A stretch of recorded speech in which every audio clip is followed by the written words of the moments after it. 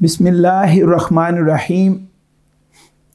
अल्हम्दुलिल्लाहि रब्बिल आलमीन वस्सलातु वस्सलामु अला नबिय्यिल अमीन। क़ालल्लाहु तबारक व तआला फ़ी कलामिहिल मजीद। आऊज़ु बिल्लाहि मिनश शैतानिर रजीम। बिस्मिल्लाहिर्रहमानिर्रहीम। क़ुल हुवल्लाहु अहद। सदक़ल्लाहु मौलाना अज़ीम व बल्लगना रसूलुहु नबियुल करीम। बरादरान इस्लाम, ख़वातीन व हज़रात, मेरे और आपके प्यारे आका नबी आखिरुज़्ज़मां मकीन गुंबद खज़रा हज़रत मोहम्मद मुस्तफ़ा सल्लल्लाहु अलैहि वसल्लम के प्यारे ग़ुलामों, अल्हम्दुलिल्लाह सुम्मा अल्हम्दुलिल्लाह, आज हम फ़हम कुरान की निस्बत में एक मुबारक सिलसिला का आगाज़ कर रहे हैं, जिसमें हमारा पहला मौजू है अक़ीदा-ए तौहीद और कुरान मजीद। ये बड़ा अहम मौजू है, और बल्कि इसके साथ साथ मैं ये भी अर्ज़ करना चाहूँगा कि ये जो हमने 15 रोज़ा कुरान मजीद की रोशनी में मुख्तलिफ़ इस्लाम के दीन के मौज़ूआत को समझने की कोशिश शुरू की है, इसका अव्वल व आखिर मकसूद ये है कि हमारा रब्त, हमारा रिश्ता कुरान मजीद के साथ मज़बूत हो। जिस तरह पहले कुरान मजीद के लेक्चर्स को अपलोड किया जा रहा है अल कुरान कम्प्लेक्स गुजरात के तहत, उसी मुबारक सिलसिला की ये भी एक कड़ी है कि अहले इस्लाम को और अहले ईमान को एट लार्ज स्केल कुरान मजीद के फ़हम और नूर से मुनव्वर किया जाए और रास्तों पे रास्ता किया जाए।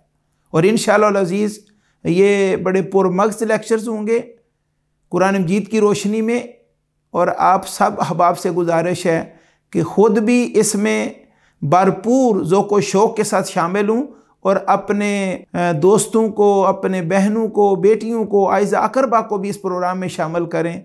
और इंशाअल्लाह अज़ीज़ एंड पर हम इस्नाद भी देंगे। आज का मौजू अक़ीदा-ए तौहीद और कुरान मजीद। इस हवाले से ये बात ज़हन में रखनी चाहिए कि जब हम तौहीद की बात करते हैं तो इससे एक बात ज़हन में जाती है कि तौहीद का मतलब है कि अल्लाह ताला को एक माना जाए, एक जाना जाए।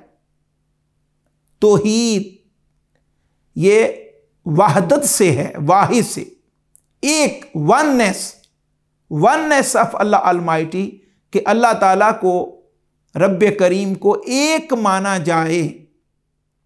इस हवाले से ये बात समझना बहुत ज़रूरी है कि अगर कोई ये समझे कि मैं अपनी अक़ल से, अपनी सोच से, अपनी फ़िक्र से और तदब्बुर करके, फ़िक्र करके मैं अल्लाह ताला के एक होने को तस्लीम कर लूँ, मान लूँ, तो ये अक़ीदा तौहीद है। ऐसे ये मिसकॉन्सेप्शन है, ये रॉन्ग अप्रोच है, ये गलत तसव्वुर है अक़ीदा तौहीद का। क्योंकि अगर अल्लाह रब्बुल इज़्ज़त को आपने एक माना, सिर्फ डायरेक्ट अपने इल्म से या पढ़ के या इस तरह करके खुद डायरेक्ट अपनी अप्रोच से अल्लाह ताला को एक माना, तो वो एक नॉलेज है, एक इल्म है, एक नज़रिया है, एक आइडियालॉजी है, लेकिन अक़ीदा तौहीद नहीं है। अक़ीदा तौहीद उस वक्त बनता है जब अल्लाह ताला को एक माना जाए वास्ता-ए रसालत से। नबी अकरम नूर मुजस्सम हज़रत मोहम्मद मुस्तफ़ा सल्लल्लाहु अलैहि वसल्लम के ज़रिए से अल्लाह ताला को एक माना जाए, यानी इस बात को तस्लीम किया जाए कि मैं अल्लाह ताला को इसलिए एक मान रहा हूँ कि मेरे मुस्तफ़ा, मेरे हबीब, अल्लाह के प्यारे नबी और रसूल हज़रत मोहम्मद मुस्तफ़ा सल्लल्लाहु अलैहि वसल्लम ने फरमाया कि अल्लाह एक है। जब बवास्ता-ए रसालत, बवास्ता-ए रसूल जब हम अल्लाह ताला को एक मानेंगे तो फिर ये अक़ीदा-ए तौहीद बनेगा, और फिर यही ईमान है और यही तस्लीम करना अल्लाह ताला को इस तरीक़ से, इस मीडियम से اللہ تعالیٰ کو بھی ہمارا عقیدہ توحید بھی قبول ہے اور ہمارا ایمان بھی قبول ہے۔ اس حوالے سے جو سورہ مبارکہ کا ابتدائی حصول برکت کے لیے میں نے خطبہ میں پہلی آیت مبارکہ پڑھی، سورہ اخلاص، سورۃ الاخلاص۔ اس سورہ مبارکہ کو سورہ توحید بھی کہا جاتا۔ کیا مطلب ہے؟ کہ وہ سورہ مبارکہ جس میں توحید بیان ہوئی ہے، جو اوورال ہم لفظ بولتے ہیں، لیکن اللہ رب العزت نے جب اپنے ایک ہونے کی بات فرمائی اس سورہ مبارکہ میں تو براہ راست نہیں فرمایا هو اللہ احد۔ یہ سورہ اخلاص کی پہلی آیت مبارکہ ہے۔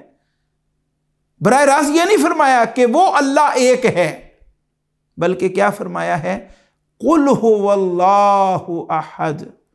اے میرے حبیب صلی اللہ علیہ وسلم، آپ فرما دیجئے کہ وہ اللہ ایک ہے۔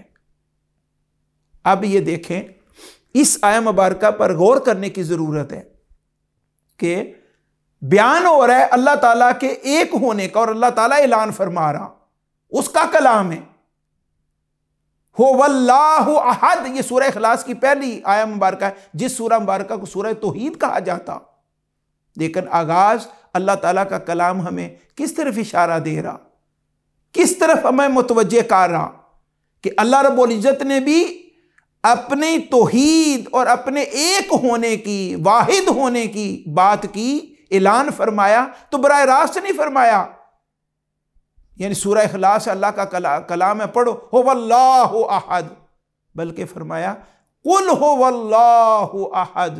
اے میرے حبیب صلی اللہ علیہ وآلہ وسلم، آپ فرما دیجئے کہ وہ اللہ ایک ہے۔ تو قیامت تک اس امت کو قرآن مجید کے ذریعے اللہ رب العزت نے یہ بات سمجھائی، فرمایا صرف اپنے نالج سے، اپنی اپروچ سے، اپنے تدبر سے، اپنے فکر سے اگر تم اس بات کا اقرار کرتے ہو کہ اللہ ایک ہے، واسطہ رسالت کو نہیں ڈالتے، میرے حبیب حضرت محمد مصطفیٰ صلی اللہ علیہ وسلم کو نہیں ڈالتے، تو فرمایا پھر وہ تمہارا نالج ہوگا، تمہارا علم ہوگا، تمہارا تدبر ہوگا، تمہاری فکر ہوگی، تمہاری اپروچ ہوگی، تمہارا نظریہ ہوگا، لیکن عقیدہ توحید نہیں بنے گا، ایمان نہیں بنے گا جب تک اللہ تعالیٰ کو ایک اس لیے نہ مانو کہ اللہ کے حبیب حضرت محمد مصطفیٰ صلی اللہ علیہ وسلم نے یہ بات فرمائی۔ جب آقا علیہ السلام اور حضور علیہ السلام کا وسیلہ بیچ میں لائیں گے، کیونکہ اللہ رب العزت نے براہ راست اپنی وننس، ایک ہونے کی بات براہ راست ہمیں نہیں بتائی، فرمایا میرے حبیب آپ فرمائیے، اور بعد میں جو میرے ایک ہونے پر ایمان لائیں تو وہ بھی اس لیے ایمان لائیں کہ اللہ کے حبیب حضرت محمد مصطفیٰ صلی اللہ علیہ وسلم نے اس طرح فرمایا۔ ان کے کہنے پر، ان کے فرمانے پر ہم اللہ تعالیٰ کو ایک مان رہے ہیں۔ جب اس طریق سے اللہ تعالیٰ کو ایک مانیں گے تو یہ عقیدہ توحید بنے گا اور یہ ایمان بنے گا، اور یہی عقیدہ توحید اور یہی ایمان اللہ رب العزت کی بارگاہ اقدس میں قابل قبول ہے۔ اس حوالے سے میں 2-3 مقامات قرآن مجید کے اس اینگل سے سامنے رکھنا چاہتا ہوں۔ پہلی دعوت اسلام کی، پہلی دعوت اسلام کی، جب اللہ رب العزت نے فرمایا میرے حبیب صلی اللہ علیہ وسلم اپنے خاندان والوں کو جمع کرو، مکہ المکرمہ ہے، کوئی صفا ہے، آپ نے قیمتی ترین گوشت اور دودھ سے اپنے خاندان کی ضیافت کی، اور بعد میں پیغام کیا دینا تھا کہ اے اہل مکہ، اے میرے خاندان والو، اس بات کو تسلیم کر لو کہ اللہ تعالیٰ ایک ہے، اس کی توحید کا اعلان کرنا تھا۔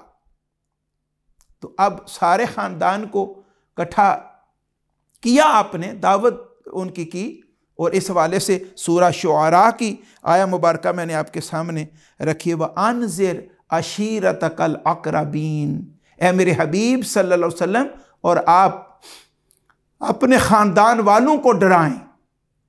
اس ڈرانے سے مراد کہ ان بتوں کی پرستش کو چھوڑ دو اور اس اللہ کو ایک مان لو، اس پر ایمان لاؤ۔ سورہ شعراء یہ 26 نمبر سورہ مبارکہ ہے اور آیا مبارکہ نمبر 214 ہے۔ اب اس سارے واقعہ کو ہم سبھی جانتے ہیں کہ آقا علیہ الصلوۃ والسلام نے خدمت کی، ضیافت کی، دعوت کی، سب کو بلایا، لیکن دعوت توحید دینے سے پہلے، اللہ تعالیٰ کے ایک ہونے کی دعوت دینے سے پہلے آپ نے ان سب کے سامنے ایک سوال رکھا کہ اے اہل مکہ، اے میرے خاندان والو، اگر میں تمہیں کہوں کہ اس پہاڑ کے پیچھے ایک لشکر ہے جو ابھی تمہارے اوپر حملہ کرے گا اور تمہیں ختم کر دے گا، تو کیا تم میری اس بات کو تسلیم کرو گے؟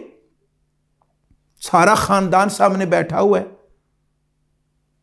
سب نے یک زبان کہا کہ اے محمد صلی اللہ علیہ وسلم، ہم اس بات کو تسلیم کریں گے۔ آپ نے فرمایا اگرچہ آپ نے وہ لشکر دیکھا نہیں ہے، انہوں نے کہا بالکل ہم تسلیم کریں گے۔ تو آپ نے فرمایا کس لیے؟ تو سارے مجمع نے آگے سے عرض کی کہ آپ ہمارے درمیان اتنی آپ نے زندگی گزاری ہے، اتنا عرصہ ہمارے درمیان آپ رہے ہیں، اس زبان اقدس سے ہم نے کبھی سچ کے سوا اور کچھ سنا نہیں ہے۔ آپ نے جب بھی فرمایا آپ نے سچ فرمایا۔ اگر آپ یہ قول کرتے ہیں، آپ یہ بات فرماتے ہیں کہ اس پہاڑ کے پیچھے کا لشکر ہے جو حملہ آور ہوگا، تو آپ سچ ہی فرمائیں گے، کیونکہ آپ نے ساری حیات طیبہ میں سچ ہی بولا۔ اتنی بات کر کے یعنی دعوت توحید دی جا رہی ہے، اللہ تعالیٰ کے ایک ہونے کی بات کی جا رہی ہے، دعوت یہ دینا مقصود ہے، بتوں سے چھڑانا مقصود ہے، لیکن براہ راست یہ نہیں فرمایا، بلکہ سب سے پہلے آقا علیہ الصلوۃ والسلام نے اپنی ذات اقدس کو رکھا کہ پہلے مجھے تسلیم کیا جائے، اور اس کے بعد جب سب نے تسلیم کیا تو آپ نے فرمایا پھر جس زبان کی صداقت و سچائی پر تمہارا اتنا یقین محکم ہے، میں اسی زبان صداقت سے اس بات کا اعلان کرتا اور تمہیں پیغام دیتا ہوں کہ اللہ رب العزت ایک ہے، اور یہ بت جو ہیں یہ خدا نہیں ہے، یہ الہ نہیں ہے۔ اور دیکھ لیں کہ اللہ رب العزت کے ایک ہونے کی دعوت دی، یہ سب سے پہلی دعوت ہے، لیکن اس اللہ تعالیٰ کے ایک ہونے کو منوانے کے لیے سب سے پہلے آقا علیہ الصلوۃ والسلام نے اپنی ذات اقدس کو ان کے سامنے رکھا اور اپنی ذات اقدس کو منوایا۔ یہ ہے پہلے رسالت ہے پھر توحید ہے، کہ واسطہ رسالت توحید کو قبول کرو، یہ عقیدہ توحید ہے۔ پھر ابو لہب نے وہ بڑے سخت جملے بولے اور اس کے نتیجے میں پھر سورہ ابی لہب جو ہے وہ نازل ہوئی، لیکن اس پر بھی ہمارے لیے یہ قرآن مجید کا جو فیض ہے، جو نور ہے، کہ اللہ رب العزت کی ذات اقدس کو ایک ہونا منوانے کے لیے آقا علیہ الصلوۃ والسلام نے سب سے پہلے اپنی ذات اقدس کو رکھا۔ وہ تسلیم ذات اقدس ہوئی تو دن پھر دعوت توحید دی گئی۔ اسی طرح قرآن مجید فرقان حمید کے اندر دوسرا بڑا اہم مقام ہمیں اس طرح متوجہ کرتا ہے، سورہ باقرہ 2 نمبر سورہ مبارکہ اور اس کی آیہ مبارکہ نمبر 133 بڑی قابل غور آیہ مبارکہ ہے۔ حضرت یعقوب علیہ السلام کے اوپر موت کی گھڑیاں ہیں، دنیا سے روانگی ہے، اور قرآن مجید اس منظر کو بیان کر رہا۔ فرمایا کہ اے قوم یہود، کیا تم اس وقت موجود تھے جب حضرت یعقوب علیہ السلام کے پاس موت آئی یا موت موجود ہوئی؟ ام کنتم شہداء اذ حضر یعقوب الموت اذ قال لبنیہ، جب انہوں نے اپنے بیٹوں کو کہا ما تعبدون، کس کی تم عبادت کرو گے، من بعدی، میرے بعد، قولو، انہوں نے آگے سے کہا نعبد، ہم عبادت کریں گے، الہ کا، اے یعقوب علیہ السلام ہمارے ابا جان، تمہارے الہ کی، الہ کا، تمہارے الہ کی، و الہ آبائی کا، اور آپ کے باپ دادا کے الہ کی، اور وہ باپ دادا کون ہے؟ ابراہیم و اسماعیل و اسحاق، الہم واحد، جو ایک الہ ہے، اس الہ کی عبادت کریں گے، وَنَحْنُ لَهُ مُسْلِمُونَ، اور ہم اسی کے لیے تابع دار ہیں۔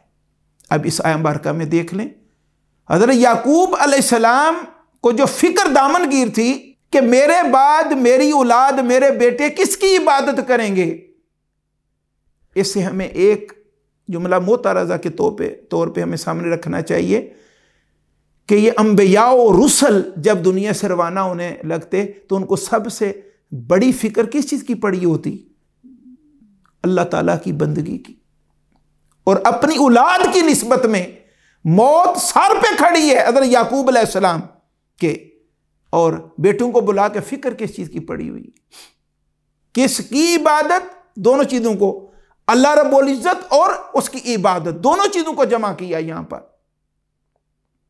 اب سوال تو سیدھا بنتا تھا، سیدھا سوال تھا، جواب بھی سیدھا بنتا تھا کہ تم میرے بعد کس کی عبادت کرو گے جب میں دنیا سے چلا جاؤں گا؟ تو سیدھا کہہ دیتے ہم الہ واحد کی عبادت کریں گے۔ لیکن جو عقیدہ توحید حضرت یعقوب علیہ السلام نے اور اس انبیاء کے گھرانے میں جو اپروچ تھی عقیدہ توحید کے والے سے، حضرت یعقوب علیہ السلام کے بیٹوں نے براہ راست اسی سوچ اور اپروچ کا اظہار کیا۔ براہ راست نے سوال کا جواب کی کہ ابا جان ہم الہ واحد کی، تو کیا ساری زندگی حضرت یعقوب علیہ السلام سمجھاتے بیٹوں کو اتنی سمجھ نہیں آئی تھی کہ سیدھا ہی جواب دیتے کہ ایک خدا کی عبادت کریں گے؟ لیکن جو راز کی بات ہے اور سمجھنے والی بات ہے اور حق بات ہے کہ عقیدہ توحید اس مقام پر بیان کیا جا رہا ہے، تو اب اس مقام پر سارے اوپر والے اللہ تعالیٰ کے پیغمبروں کے نام لیے اپنے ابا جان کی نسبت میں کہ آپ کے دادا جان اور آپ کے والد محترم ان کے الہ کی عبادت کریں گے جو الہ واحد ہے، جو ایک الہ ہے۔ تو گویا اس مقام پر بھی جو ہمیں بات سمجھ میں آتی ہے کہ عقیدہ توحید تب بنتا ہے جب اللہ تعالیٰ کے پیغمبر کے واسطے سے اللہ رب العزت کو ایک مانا چاہے، اور اگر کوئی نسبت رسالت کو نکالتا ہے اور اللہ کے نبی اور رسول کے واسطے کو اس معاملے میں تسلیم نہیں کرتا اور براہ راست سیدھی بات کرتا، تو وہ علم نظریہ یا اس کی اپنی اپروچ تو ہو سکتی ہے، وہ علم توحید تو ہو سکتا ہے، لیکن عقیدہ توحید نہیں، ایمان نہیں بن سکتا وہ۔ اور اس کے ساتھ پھر یہ بات سورہ اخلاص میں بھی جو شروع میں میں نے بات کی، قل هو اللہ احد، اللہ تعالیٰ نے فرمایا میرے حبیب صلی اللہ علیہ وسلم آپ فرما دیجئے، حالانکہ براہ راست بھی کہ میں اعلان کر رہا ہوں کہ میں ایک ہوں کافی تھا، لیکن قیامت تک کے لیے سورہ توحید میں یہ بات سمجھائی، فرمایا کہ میرے اوپر ایمان، میرے ایک ہونے کا ایمان میرے حضور تب تسلیم ہوگا جب تم اس لیے مجھے ایک مانو کہ میرے مصطفیٰ نے یہ فرمایا کہ اللہ ایک ہے۔ آقا علیہ السلام کے دامن کو چھوڑ کر عقیدہ توحید نصیب نہیں ہوگا اور ایمان نصیب نہیں ہوگا۔ اس حوالے سے یہ بات سمجھنا بہت ضروری ہے کہ جو کلمہ ہمیں عطا کیا گیا، لا الہ الا اللہ، کوئی الہ نہیں مگر اللہ، اور آگے دوسرا حصہ محمد رسول اللہ، اور محمد اللہ کے رسول ہے، یہ کلمہ ہمیں عطا کیا گیا۔ تو اب اس میں دیکھیں، اگر کوئی ساری زندگی پہلا حصہ ہی پڑھتا رہے اور توحید کا اعلان کرتا رہے تو دائرہ اسلام میں داخل نہیں ہوگا۔ پوری امت اس پر ایک ہے کہ پہلا حصہ رٹ لگاتا رہے کہ اگلے حصے سے میرا واسطہ نہیں ہے تو وہ دائرہ ایمان میں داخل نہیں ہوگا جب تک محمد رسول اللہ، آقا علیہ السلام کی رسالت اور اللہ کے رسول کی رسالت کا اقرار نہیں کرتا، آقا علیہ السلام کی رسالت کو تسلیم نہیں کرتا۔ اب اس بارے سے ایک اعتراض یہ بھی ہوتا ہے کہ جی پہلے تو کہا جا رہا ہے حضور صلی اللہ علیہ وسلم کو مانا جائے اور اس کے بعد پھر جو ہے وہ اللہ تعالیٰ کو مانا جائے، پھر عقیدہ توحید ہے۔ تو اس حوالے سے ہمارے مفسرین نے عرفاء نے بیان کیا ہے کہ لا الہ الا اللہ محمد رسول اللہ. جب ہم توحید تک جانا ہے تو نیچے اللہ کے رسول حضرت محمد مصطفیٰ صلی اللہ علیہ وسلم ہیں. پہلے آپ کے دامن سے متمسک ہونا پڑے گا اور پھر توحید تک اوپر پہنچنا ہوگا. کلمے میں بھی آقا علیہ السلام کی ذات اقدس کو چھوڑ کر آپ کے دامن سے دور ہو کر اگر کوئی کہے کہ میں توحید پا لوں گا اور توحید تک جا پہنچوں گا اور اللہ کے ایک ہونے کو پا لوں گا, تو یہ ایک جہالت ہے, ایک بدبختی, ایک ذلت و رسوائی ہے. اور اس باب میں جب یہ بات واضح ہو گئی تو اس سورہ مبارکہ کی بقی آیات بینات کو بھی ہم دیکھ لیتے ہیں. پھر فرمایا کہ اللہ الصمد, توحید یہ بھی ہے کہ اللہ بے نیاز ہے. لم یلد, توحید یہ بھی ہے کہ اس بات پر ایمان رکھا جائے کہ اس نے کسی کو نہیں جنا. وَلَمْ يُولَدْ, اور توحید یہ بھی ہے کہ یہ ایمان رکھا جائے کہ وہ کسی سے جنا نہیں گیا, اس کو کسی نے جنا نہیں. توحید کے حوالے سے قرآن مجید کی روشنی میں ہم بات کر رہے تھے کہ جب یہ بات واضح ہو گئی کہ عقیدہ توحید رسالت کے بغیر متصور نہیں ہے, نو کانسیپٹ آف عقیدہ توحید. اس حوالے سے اب آ کر اللہ رب العزت کی ذات اقدس پر جب ہم یہ توحید کی بات کرتے ہیں, ایک ہونے کی بات کرتے ہیں اور ان شانوں کے ساتھ اس کو تسلیم کرتے ہیں, تو اس میں پھر جہاں حضور علیہ السلام کی محبت ہے اس کے ساتھ ساتھ پھر اللہ رب العزت کی محبت بھی یا اس کی توحید کا تقاضا ہے کہ اس کی محبت میں بھی پھر اس مقام تک پہنچا جائے. قرآن نے بھی فرمایا اشد حبا للہ, اللہ تعالیٰ کے بندے اللہ تعالیٰ کی محبت میں شدید ہوتے ہیں. پھر دوسرے مقام پر فرمایا وَتَبَتَّلْ إِلَيْهِ تَبْتِيلًا, فرمایا کہ جب تم اللہ تعالیٰ کا ذکر کرو تو پھر ہر چیز سے کٹ جاؤ, اور وہ وقت بھی آئے کہ ساری کائنات سے کٹ جاؤ, پھر وہ وقت بھی آئے کہ اپنی ذات سے بھی کٹ جاؤ, پھر وہ کیفیت غالب آ جائے بندہ مومن کے اوپر. اینما تولوا فثم وجہ اللہ, جگ میں آ کر ادھر ادھر دیکھا تو ہی نظر آیا جدھر دیکھا. اس میں آقا علیہ السلام کی محبت اللہ رب العزت کی نسبت میں کس درجہ ہے کہ کفار مکہ نے کون سا ظلم ہے اور کون سی زیادتی ہے جو آقا علیہ السلام کے اوپر روا نہیں کی, اور بلکہ یہاں تک کہ ابو جہل اور یہ اہل مکہ نے ہر طرح کی آفرز کی. آپ مکہ کے سردار بننا چاہتے ہیں بنا دیتے ہیں, آپ سب سے بڑے مالدار بننا چاہتے ہیں بنا دیتے ہیں, آپ کسی خوبصورت عورت سے شادی چاہتے ہیں, جو بڑی الیوریشنز ہوتی ہیں اٹریکشن دنیا کی زندگی میں, کوئی آپ اپنی طرف سے خواہش کا اظہار کریں, لیکن جو توحید کی بات آپ کرتے ہیں وہ چھوڑ دیں, جس کلمہ کی آپ بات کرتے ہیں چھوڑ دیں. تو آقا علیہ السلام نے فرمایا کہ یہ سورج میرے دائیں ہاتھ پر اور چاند میرے بائیں ہاتھ پر بھی نہ لا کے رکھ دیں تو میں پھر بھی اپنے اس پیغام سے پیچھے نہیں ہٹوں گا, اور اس حق اور سچ سے پیچھے نہیں ہٹوں گا کہ اللہ تعالیٰ ایک ہے. اور اس کے لیے پھر شیب ابی طالب 3 سال مقصور رہے, اور پھر کتنے ظلم کتنے جبر, طائف کے بازاروں میں کیا ہوا. یہ سارا کچھ کس لیے تھا؟ اس بات کو دنیا پر عیاں کرنے کے لیے اور اس نور کو عام کرنے کے لیے کہ یہ بت خدا نہیں, خدا صرف ایک ہے. اور اس حوالے سے ابو جہل آقا علیہ السلام کی اللہ رب العزت کی نسبت میں اس وفا کو اور اس تعلق کو اور اس محبت کو دیکھ کر ابو جہل پکار اٹھا اِنَّ مُحَمَّدًا عَشَقَ رَبَّهُ, بے شک محمد تو اپنے رب کا عاشق ہو گیا. عاشق ہوتا ہی وہ ہے جو محبوب کی خاطر سب کچھ قربان کر دے. شب ہجرت کیا ہوا؟ یہ ایک ہی قضیہ تھا کہ اس حق کے چراغ کو گل کر دیا جائے. کس لیے؟ کہ جس ایک خدا کی بات ہو رہی ہے وہ ختم ہو جائے اور ہمارے لات حبل منات کی بات چلے, ہمارے بتوں کی بات ہو. پھر ہجرت ہوئی اور پھر مسلسل پہلی غزوہ بدر, احد, خندق, پھر مکہ فتح ہوتا اور اس طرح کر کے یہ سارا سلسلہ. اور اس باب میں پہلے انبیاء و رسل سیدنا ابراہیم علیہ السلام دیکھ لیں کس پر آگ میں گئے؟ اللہ رب العزت کو ایک کہنے پر، توحید پر آگ میں گئے۔ اگر جبرائیل امی علیہ السلام آئے، لیکن آپ نے فرمایا اگر میرا مالک، میرا رب، میرا الہ اگر میرے آگ میں جانے پہ خوش ہے، راضی ہے، تو ابراہیم آگ میں جا کے رہے گا۔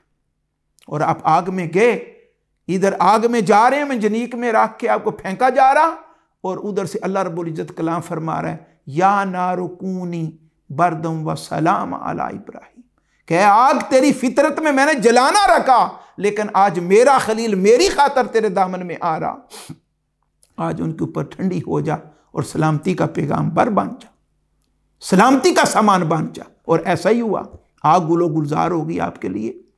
اسی طرح ایک بڑا مشہور واقعہ ہے اللہ رب العزت کی محبت کا اور اس کی توحید کے ساتھ بندے کی محبت کا نظارہ کیا ہونا چاہیے۔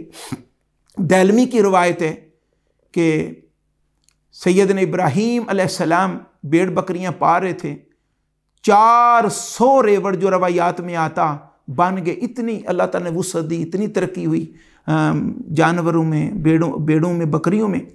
تو جبرائیل امی علیہ السلام نے بارگاہ الہی میں اس کی مولا ابراہیم تیرا خلیل ہے، لیکن اتنے ریوڑ، 400 ریوڑ، اتنے بیڑ بکریاں، یہ دنیا کی محبت میں الجھا ہوا انسان ہے، آپ کی محبت نہیں، دنیا کی محبت غالب آئی ہوئی ہے۔ تو اللہ رب العزت نے فرمایا جبرائیل ایسی بات نہیں، میرا خلیل ہے، میرا عاشق ہے، میرا محب ہے، اور اس کے میری محبت کے مقابلے میں کسی چیز کی محبت اس کے اوپر غالب نہیں۔ تو جبرائیل امی علیہ السلام نے عرض کی رب کریم پھر آزمائش؟ فرمایا ٹھیک ہے۔ سیدنا ابراہیم علیہ السلام تشریف لائے اور ایک پہاڑ کی سائیڈ پہ اللہ رب العزت کا نام لیا محبت اور پیار میں۔ جب اللہ رب العزت کا نام اللہ بلند ہوا اور یہ عاشق زار سیدنا ابراہیم علیہ السلام اس کلمے کو سن کر، کلام کو سن کر تڑپ گئے، انتظار میں لگے کہ ابھی دوبارہ پھر محبوب کا نام اسی طرح کوئی محبت سے لے گا۔ جب کوئی آواز نہیں آئی تو پھر آپ نے پکارا ہے اللہ کے بندے میرے اس محبوب کا ایک بار پھر اسی طرح محبت سے نام لو، اسی طرح محبت سے نام لو۔ تو آگے سے جبرائیل امی علیہ السلام فرماتے ہیں پہلے تو ہم نے اپنی مرضی سے اس محبوب کا نام لیا، لیکن اب اگر اس کا نام لینا ہے تو اس پر کچھ دینا پڑے گا۔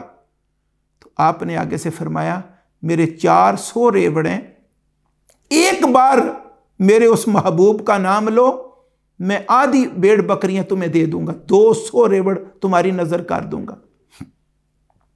جبرائیل امی علیہ السلام نے پھر محبت سے اس محبوب کا نام پکارا۔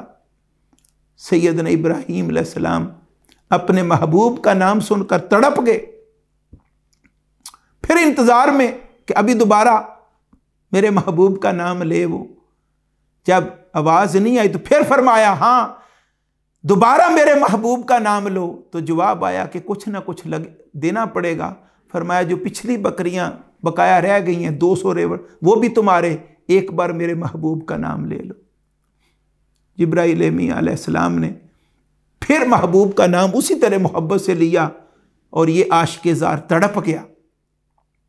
کچھ دیر انتظار کے بعد پھر عرض کی کہ دوبارہ میرے محبوب کا نام لو، اس میرے ایک خدا کا نام لو۔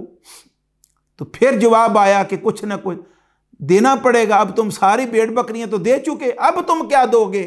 تو آگے سے آپ نے فرمایا کہ بیڑ بکریوں کو چرانے کے لیے کوئی گڈریا بھی تو چاہیے، میرے محبوب کا ایک بار اسی طرح محبت سے نام لو، میں خود کو پیش کر دیتا ہوں تاکہ آپ کی بیڑ بکریاں چراتا رہوں۔ جب اس مقام پر پہنچے تو جبرائیل امی علیہ السلام سامنے آئے، فرمایا ابراہیم تمہیں آزمایا گیا اور تم اپنی آزمائش میں پورے اترے۔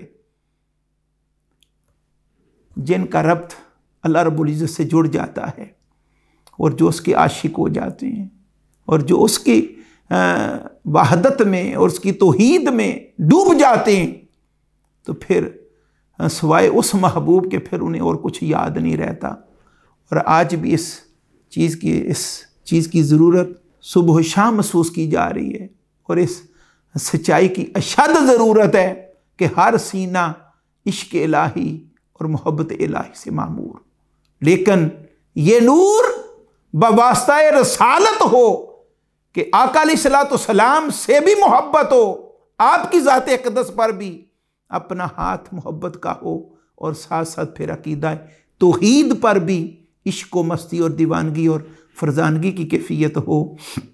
اللہ رب العزت ہمیں اپنے قرآن کو سمجھنے اور سمجھ کر پھر اس پر عمل کرنے کی توفیق عطا فرمائے۔ وما علینا الا البلاغ المبین۔